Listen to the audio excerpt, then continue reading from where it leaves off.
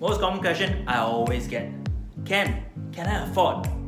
For you today, 3-step DIY affordability checklist. Here we go. Number 1. Go to askkentay.com/loan. Step by step, simple, how to get your loan approved by a professional banker for free. Number 2. Go to CPF website. Go to My Statement or the Ordinary Account. This is the amount you can use for your down payment.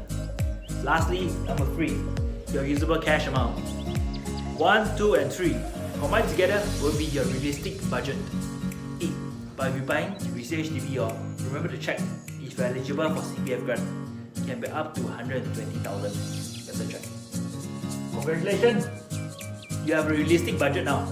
With that budget in mind, go to Property Guru or 99Co, my 2 recommended websites for your dream home purchase.